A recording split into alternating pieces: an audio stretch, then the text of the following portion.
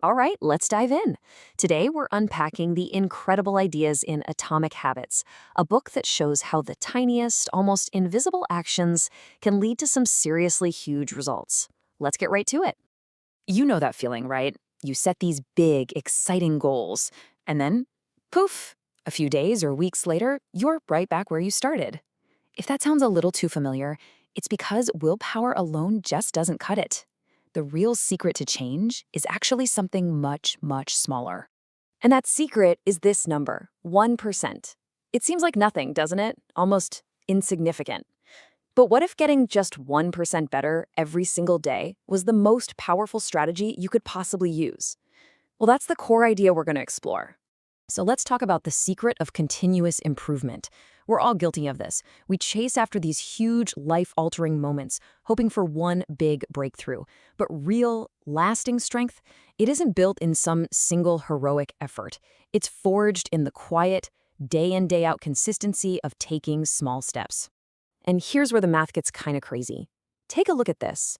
Getting 1% better each day doesn't just make you a little better over a year, it makes you over 37 times better. That's the incredible exponential power of compounding, just silently working its magic in the background. I love this quote because it just nails it. A goal? That's your destination on the map. It tells you where you want to go. But your habits? Well, your habits are the vehicle that actually gets you there, one small, consistent step at a time. And that brings us to what is maybe the most profound shift in the entire book. See, the most powerful way to change your habits for good is to stop focusing so much on what you want to achieve and instead start focusing on who you want to become. Just look at this comparison. The old way is all about the outcome. I want to read 50 books. But the new, much more powerful way is about your identity. I want to become a reader. Can you feel the difference? One is a temporary finish line. The other is a permanent shift in how you see yourself. And here's the key takeaway. When you read just one page, you're not just reading a page. You're casting a vote for your identity as a reader. When you go for a 5-minute walk, you're casting a vote for being a healthy person. It's these tiny little votes, day after day, that build your new identity. Okay, so now that we've got the why down, let's get into the how. It turns out every single habit, the good, the bad, all of them, they all follow a simple 4-step pattern that pretty much runs on autopilot in our brains. And this pattern is called the habit loop. You can think of it as this silent engine that drives so much of what we do every day. And if you want to take back control, you first have to understand how the engine works. And here are the 4 parts. It's actually really simple. First, you have the cue. That's the trigger. Second, you have the craving. That's the motivation or desire. Third is the response, the actual habit itself. And finally, number 4 is the reward, that little bit of satisfaction that tells your brain, hey, let's do that again.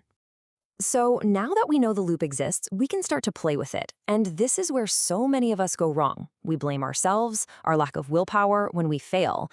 But honestly, our environment is way more powerful than our motivation will ever be. So let's talk about how to design our world for success. The core principle is incredibly simple. Make the right choices the easy choices. You want to engineer your environment so your good habits are the path of least resistance, and your bad habits, well, they become a real pain to do. And this table, right here, this is your master key. To build a good habit, you just follow these 4 laws. Make it obvious, attractive, easy, and satisfying. And if you want to break a bad habit, you just flip them on their head. Make it invisible, unattractive, difficult, and unsatisfying. Here are some super simple hacks to show you what this looks like. Want to read more? Okay, make the cue obvious. Literally put a book on your pillow. Want to stop mindlessly scrolling at night? Make the cue invisible. Leave your phone in another room.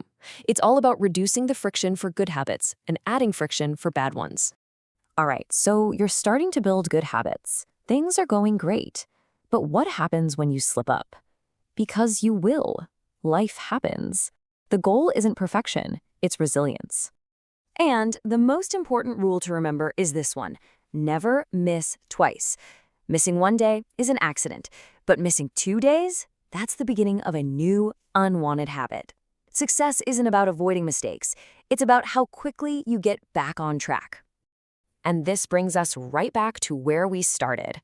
Lasting change isn't about some single moment of inspiration. It's about the thousands and thousands of small decisions you make that slowly but surely build the identity you really want. You see, big goals aren't achieved in one giant leap. They're built one tiny habit at a time, 1% at a time. So the only question left is, what small vote will you cast for yourself today?